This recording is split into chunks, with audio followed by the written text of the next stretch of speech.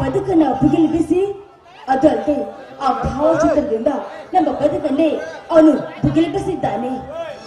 ಇವನನ್ನ ಮನವೊಲಿಸಿ ಅದನ್ನ ನಾನು ಕದ್ದುಕೊಳ್ಳಲೇಬೇಕು. ಅಯ್ಯೋ, ನನ್ನ ಕಾಪಾಡಿ, ಯಾರಾದ್ರೂ ನನ್ನ ಕಾಪಾಡಿ. ಯಾರಮ್ಮ ನೀನು? ಏನಿದೆಲ್ಲ ನಿನ್ನ ಬೆರದ ಕೂಗು? ಯಾರಿಂದ ನಿನಗೆ ಈ ಆಪತ್ ಬಂದೊದಗಿತು? ಸದ್ಯದಲ್ಲಿ ಹೇಳಮ್ಮ, ಆ ಚಾಂಡಾಲರನ್ನು ಒದ್ದು ತಂದು ನಿನ್ನ ಪಾದಕ್ಕರ್ಪಿಸು. ಓಹೋ, ನೀನಾ? ಆ ಖ್ಯಾತ ಧರ್ಮೇಂದ್ರನ ಮಗಳು ಬಜಾರಿ? ನೀವೇನೇ ಅಂದ್ರೂ ಸರಿ, ಈ ಕುತ್ತಿನಿಂದ ನನ್ನ ಪಾರು ಮಾಡಲೇಬೇಕು. ಶೀಲ ಹಾಗೂ ಪ್ರಾಣದಿಂದ ಒದ್ದಾಡ್ತಾರ ನನ್ನ ಕಂಡು ನಿಮ್ಗೆ ಕನಿಕರ ಬರ್ತಾ ಇಲ್ವೇ? ಕನಿಕರ? ನಿಮ್ಮಂತ ಕಪಟ ಶ್ರೀಮಂತ ಹುಡುಗಿಯರನ್ನು ನೋಡಿ ಕನಿಕರ ಬರುವುದಿಲ್ಲ ರಾಜಶ್ರೀ, ಆಕ್ರೋಶ ಬರುತ್ತಿತ್ತು. ಯಾಕೆ? ಅವರ ಮನಸ್ಸೆಂಬ ಸರ್ಪ ಯಾವ ಹೊತ್ತಿನಲ್ಲಿ ಯಾವ ಹುತ್ತನ್ನು ಸೇರಿ ಹೊರಬಂದು ಯಾವ ನಾಟಕದಿಂದ ಯಾರನ್ನು ಕಚ್ಚುತ್ತದೆಯೋ ಎಂಬ ಅನುಮಾನಕ್ಕೆ. ನೋಡಿ, ಶ್ರೀಮಂತರ ಹೆಣ್ಣೆಂದ ಮಾತ್ರಕ್ಕೆ ನನ್ನ ಮಾತಿನಲ್ಲಿ ತಪ್ಪು ತಿಳಿಯಬೇಡಿ. ಇವತ್ತು ನೀನನ್ನ ರಕ್ಷಣೆ ಮಾಡದೆ ಹೋದ್ರೆ ನಾನು ಬದುಕೋದಿಲ್ಲ. ನಿನಗೆ ಸಾವಿನ ಹೆದರಿಕೆಯಾ? ರಾಜಶ್ರೀ, ಹುಟ್ಟು ಸಾವನ್ನ ಗೆದ್ದ ನಿಮ್ಮಪ್ಪನಿದ್ದಾನಲ್ಲ, ನಿನ್ನ ರಕ್ಷಣೆಗೆ ಹಣದ ಮನದಿಂದ ರೊಚ್ಚಿಗೆದ್ದು ಸಿಕ್ಕವರನ್ನೇ ಕಚ್ಚುತ್ತೇನೆಂದು ಎಡೆ ಬಿಚ್ಚಿ ಸೊಕ್ಕಿನ ಶಿಖರವನ್ನೇರಿ ನಗುತ್ತಾ ಕುಳಿತಿರುವನಲ್ಲ, ಅದಕ್ಕೆ ನಿನಗೆ ಈ ಸ್ಥಿತಿ ಬಂದು ಒದಗಿರುವುದು. ಆ ಪಾಪಕ್ಕೆ ಯಾರು ಹೊಣೆ? ನಾ ಬರ್ತೀನಿ. ನೋಡಿ, ದಯವಿಟ್ಟು ನನ್ನ ಕೈ ಬಿಟ್ಟು ಹೊರಟು ಹೋಗ್ಬೇಡಿ. ನೋಡಿ, ನಾನು ಓಡಿ ಬರುವ ಮುನ್ನ ಕಾಲಿಗೆ ಪೆಟ್ಟಾಗಿ ನನ್ನ ಕಾಲು ತುಂಬಾ ನೋವಾಗಿದೆ. ನಡೆಯಲಾರದಷ್ಟು ನನ್ನ ಶಕ್ತಿಯನ್ನ ಕಳೆದುಕೊಂಡಿದ್ದೀನಿ. ನೋಡಿ, ಇಂಥ ಸಮಯದಲ್ಲಿ ನೀವು ನನಗೆ ಸಹಾಯ ಮಾಡಿದ್ರೆ ನಮ್ಮ ತಂದೆಗೆ ಹೇಳಿ ನೀವು ಕೇಳಿದಷ್ಟು ಆಸ್ತಿ ಅಂತಸ್ತು ನಾನು ಕೊಡಿಸ್ತೀನಿ. ಆಸ್ತಿಯ ಆಕ್ರೋಶದಿಂದ ಕಥಕಥನೆ ಕುದಿಯುತ್ತಿರುವ ನನ್ನ ಹೃದಯದಲ್ಲಿ ಮತ್ತಷ್ಟು ತುಪ್ಪ ಚೆಲ್ಲಿ ಹೊತ್ತಿಸಬೇಡ ಆ ನಿನ್ನ ಆಸ್ತಿ ಎಂಬ ಬೆಂಕಿಯನ್ನು. ಈಗ ನೀನು ನಿನ್ನ ತಂದೆಗೆ ಹೇಳಿಕೊಡಿಸುತ್ತಿರುವ ಆ ನಿನ್ನ ಶ್ರೀಮಂತಿಕೆ ಕೇವಲ ನನ್ನ ಹರಕು ಚಪ್ಪಲಿಯ ಸಮಾನ. ನೀವೊಬ್ಬರ ಆಸ್ತಿ ಐಶ್ವರ್ಯಕ್ಕೆ ಆಸೆ ಪಡೋದಿಲ್ಲ ಅಂತ ನನಗೆ ಚೆನ್ನಾಗಿ ಗೊತ್ತಿದೆ. ನೋಡಿ, ಈಗ ಬಂದಿರುವ ಈ ಸಂಕಟಕ್ಕೆ ಹೆದರಿ ನಾನು ಈ ರೀತಿ ಮಾತಾಡದೆ. ದಯವಿಟ್ಟು ನನ್ನ ತಪ್ಪನ್ನ ಕ್ಷಮಿಸಿಬಿಡಿ. ನಿನ್ನನ್ನು ಕ್ಷಮಿಸುವ ಸಮಯ ಮುಂದೆ ಬಂದೇ ಬರ್ತದೆ. ನಾ ಬರ್ತೀನಿ. ವಿಶ್ವನಾಥ್, ಒಂದು ಹೆಣ್ಣು ಅಸಹಾಯಕ ಸ್ಥಿತಿಯಲ್ಲಿ ಬಿದ್ದು ಒದ್ದಾಡ್ತಿರೋದನ್ನು ನೋಡಿದ್ರೆ ಸಹಿತ ಹಾಗೆ ಹೋಗ್ತಾ ಇದ್ದೀರಾ? ನಿಮ್ಮ ಸಿಟ್ಟು, ಸೇಡು, ಉದ್ವೇಗ ದಯವಿಟ್ಟು ನನ್ನ ಮರ್ಯಾದೆಗೆ ಎದುರಾಗಿಸಬೇಡಿ. ಬೇಗ ನನ್ನ ರಕ್ಷಣೆ ಮಾಡಿ. ಹೌದು ಹೌದು, ಹೆಣ್ಣು ಯಾರಾದರೆ ಏನಂತೆ? ಒಂದು ಹೆಣ್ಣಿನ ಮಾನ ಕಾಪಾಡುವುದು ನಿಜವಾದ ಗಂಡಸಿನ ಧರ್ಮ. ರಾಜಶ್ರೀ, ಬೇಗ ಹೇಳು, ಎಲ್ಲಿ ಅಡಗಿದ್ದಾರೆ ಆ ನಿನ್ನ ಕಾಡಿನ ಚಾಂಡಲರು? ಬಹುಶಃ ನಿಮ್ಮ ಧ್ವನಿಯನ್ನ ಕೇಳಿ ಎಲ್ಲಾದರೂ ತಪ್ಪಿಸ್ಕೊಂಡು ಹೋಗಿರಬಹುದು. ಹಾಗಾದ್ರೆ ನೀನು ಇಲ್ಲಿಯೇ ನಿಲ್ಲು. ನಾನು ಅವರನ್ನು ಹುಡುಕಿ ಅವರ ಎದೆ ಗುಂಡಿಗೆ ಸಿಳ್ಳಿ ಬಿಸಿಲತ್ತ ಕುಡಿದು ಬರ್ತೇನೆ. ಬೇಡ, ನಿಲ್ಲಿ ವಿಶ್ವನಾಥ್.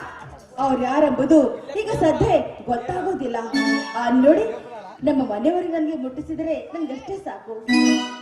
ಹಾಗಾದ್ರೆ ಬಾ ಹೋಗು.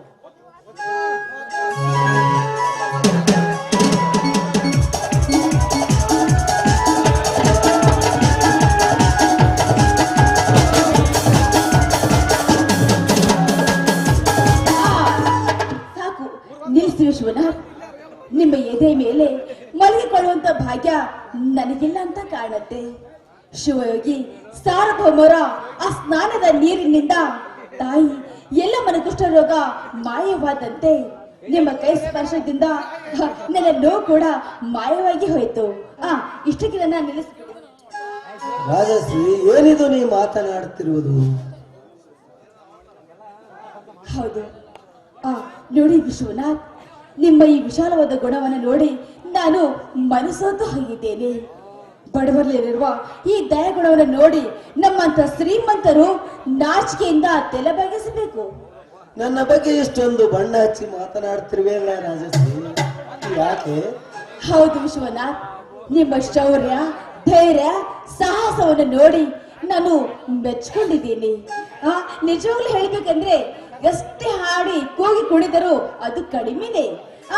ನಿಮ್ಗೋಸ್ಕರ ನಿಮ್ಮ ಮೇಲೆ ಒಂದು ಹಾಡು ಹೇಳಿ. ಅದು ನಿನ್ನ ಇಷ್ಟ ರಾಜಶ್ರೀ. ಹೌದೇ? ಸರಿ, ಹಾಗಾದ್ರೆ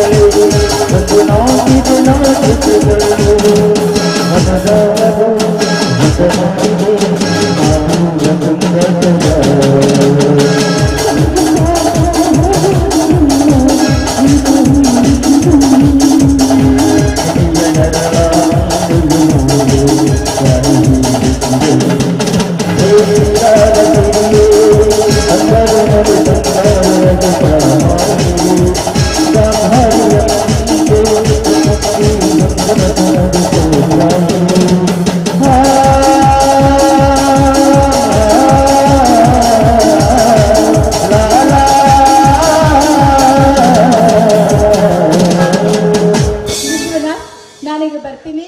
ಬಾಯ್.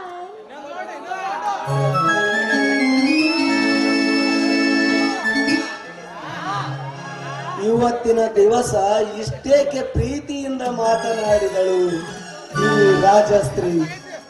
ದೈತ್ಯ ಗುಣದಲ್ಲಿ ಬೆಳೆದು ಬಂದಿರುವ ಈ ಹೆಣ್ಣು ದೇವಗುಣದಲ್ಲಿ ಮಾತನಾಡಿ ಹೋಗಬೇಕಾದ್ರೆ ಇದರಲ್ಲಿ ಏನೋ ಮೋಸ ಇರಲೇಬೇಕು.